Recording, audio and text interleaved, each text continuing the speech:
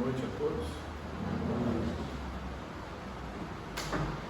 É com muita satisfação que eu retorno a esta casa de amor, aqui de Canoas, praticamente ao início do ano de 2022, e eu trago como tema a vocês, tem por mote, tem por inspiração, confiar sempre. O que todos vocês testemunham e assistem nas redes de televisão, nos jornais, neste mundo globalizado, o que nós temos nos últimos 2 anos assistido? Uma pandemia que dilacerou milhões de famílias, sofrimentos de toda ordem, uma taxa e um índice de suicídios no mundo verdadeiramente assustador, tragédias, aflições. E agora, esta ferida na alma da humanidade, que é uma guerra, que ela destrói, que ela liquida com pessoas, com países, e traz um sofrimento muito grande e torna muito pesada a psicosfera do mundo, do planeta Terra. Nesses momentos em que há dificuldade de emprego e tantas outras tragédias e preocupações na vida de todos nós, o que invariavelmente as pessoas elas manifestam uma desilusão, um desencanto, uma decepção com o mundo, com as pessoas, com a vida. E aí surgem os problemas de ordem familiares, de ordem profissionais, enfim. Nós vivemos um momento desse planeta extremamente difícil e extremamente complicado. Mas eu gostaria de dizer a vocês que, apesar de tudo isso, nós temos 4 grandes companheiros. Nós temos 4 grandes companheiros que nunca devem se afastar de nós. Eles não se afastam de nós. Nós é que viramos as costas e nos afastamos desses companheiros ou companheiras. A esperança, a fé, o trabalho e a oração. Na esperança, na fé, no trabalho e na oração, nós temos as grandes e potentes armas para enfrentar este mundo em ebulição. Eu creio que a esperança foi colocada no coração do homem por um sopro divino.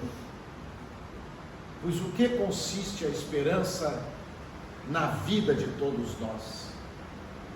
A esperança na vida de todos nós é aquela luz luminosa que nos diz que as coisas podem se modificar. É aquele sentimento que a gente traz dentro de nós como o sentimento do bem e o sentimento do mal.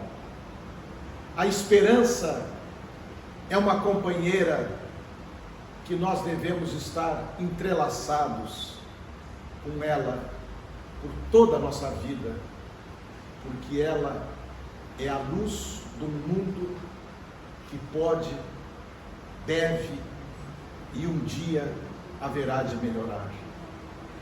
Essas dores, essas guerras, essas doenças, de tal ordem, esta última doença, que ela é tão potente, tão extraordinária e, por incrível que pareça, nenhum de nós a enxerga.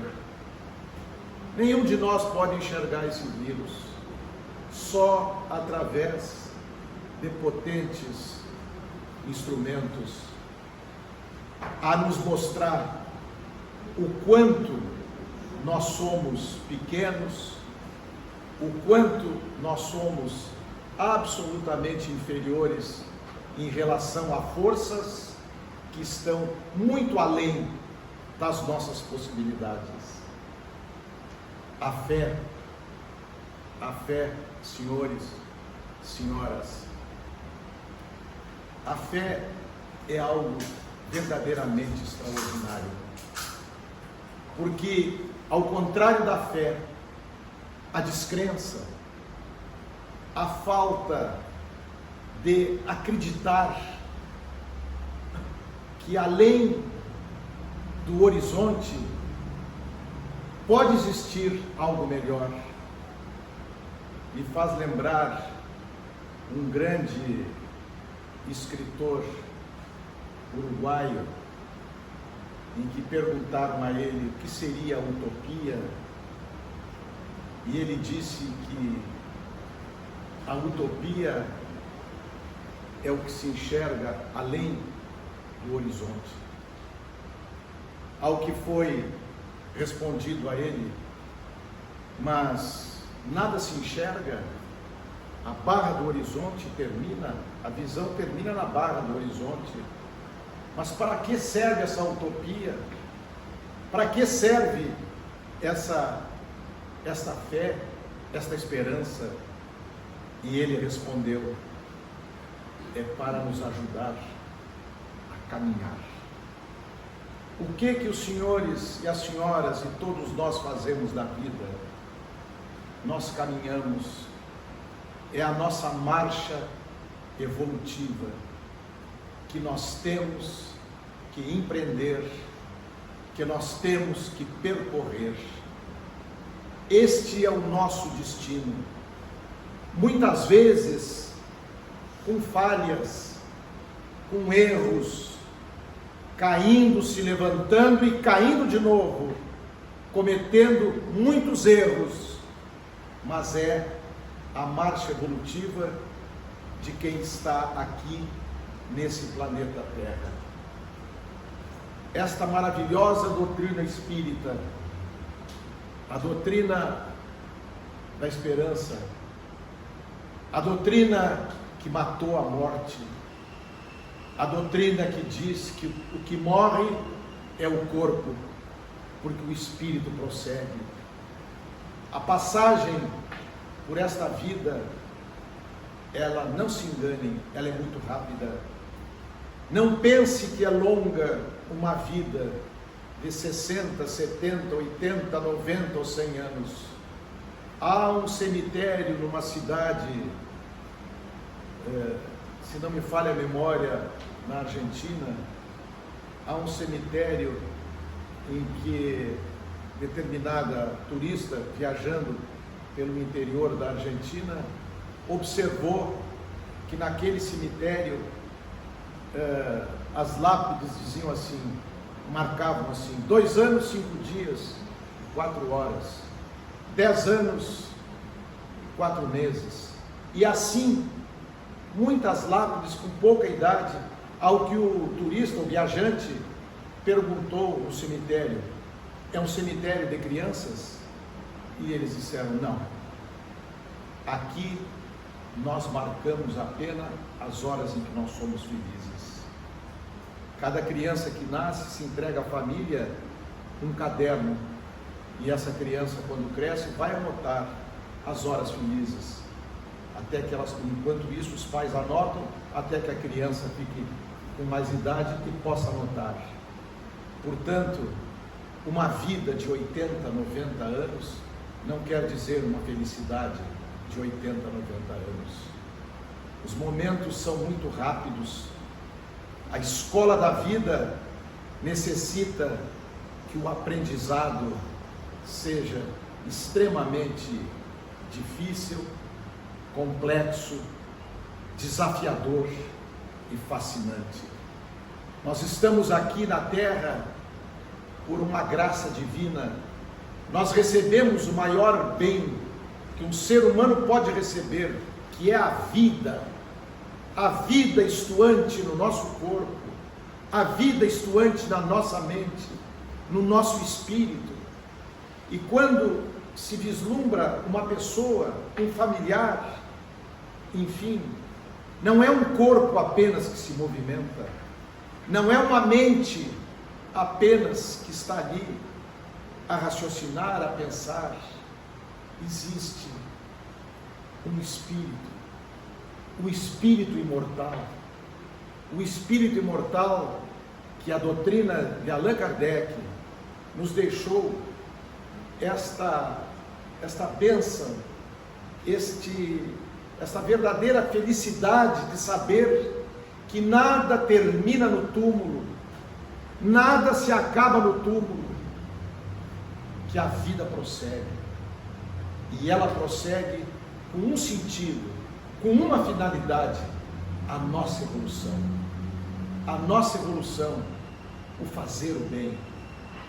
Há uma passagem que eu gostaria de dividir com vocês, que é de uma beleza extraordinária, e eu aproveito a oportunidade de dizer a todos vocês que colaborem aqui com a entidade, propaguem isto que é sobre os alimentos, sobre, enfim, os alimentos para as pessoas que necessitem.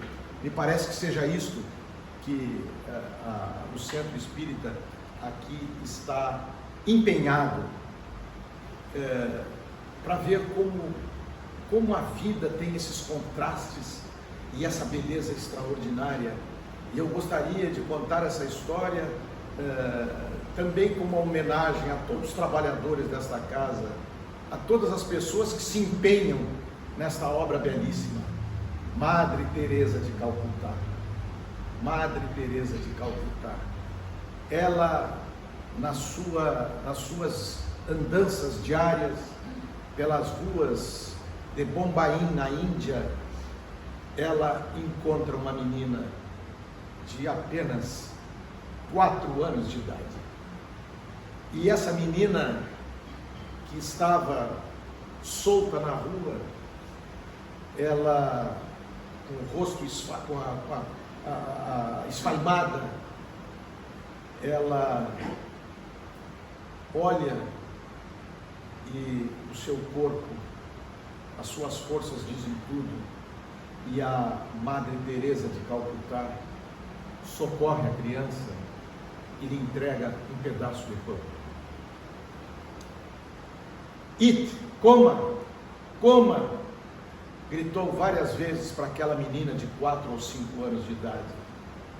E a criança pegou a códea, o pedaço de pão, e começou a comer migalha por migalha, lentamente.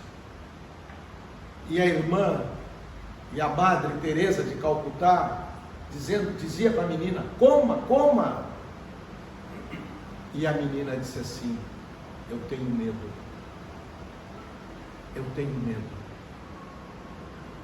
Mas por quê? Por que tu tens medo? E ela respondeu: guardem em vossas consciências e em vossos corações as palavras dessa menina. Ela respondeu dizendo assim: eu tenho medo de comer mais rápido e ficar com fome de novo. Meu Deus, é trágico, mas é a realidade do mundo e do planeta que nós vivemos. Eu tenho medo de comer e ficar com fome de novo. Eu pergunto, quantos minutos faltariam? 5 minutos. Eu teria muito para vos falar, muitas coisas para dizer, mas temos que respeitar as regras da casa. São 20 minutos e faltam 5 minutos. Eu me despeço de vocês e eu gostaria de que, na medida do possível, vocês pudessem, todos os senhores e as senhoras, gravar uma das mais belas mensagens que Francisco Cândido Xavier psicografou, do espírito Meimei, uma senhora que viveu em Minas Gerais, porque essa mensagem é de uma beleza imorredora. E o título da mensagem é Confie Sempre. Com ela eu me despeço de vocês nesta noite de 16 de março de 2022, que a vida e o destino me deu a alegria de vir aqui e falar para vocês. Confie sempre. Não percas a tua fé entre as sombras do mundo. Ainda que os teus pés estejam sangrando, segue para a frente, erguendo-a por luz celeste, acima de ti mesmo. Crê e trabalha, esforça-te no bem e espera com paciência. Tudo passa e tudo se renova na terra, mas o que vem do céu permanecerá. De todos os infelizes, os mais desditosos são os que perderam a confiança em Deus e em si mesmo, porque o maior infortúnio é sofrer a privação da fé e prosseguir vivendo. Eleva, pois, o teu olhar e caminha, luta e serve, aprende e adianta-te. Brilha a alvorada além da noite. Hoje é possível que a tempestade te amarfanhe o coração e te atormente o ideal, aguilhoando-te com a aflição ou ameaçando-te com a morte. Não te esqueças, porém, de que amanhã será outro dia. Meus amigos, que o dia de amanhã possa traduzir para todos vocês muita esperança, muita fé, trabalho e oração, porque através dela Deus, Jesus e Maria estão sempre ao nosso lado e nunca nos faltarão. Obrigado.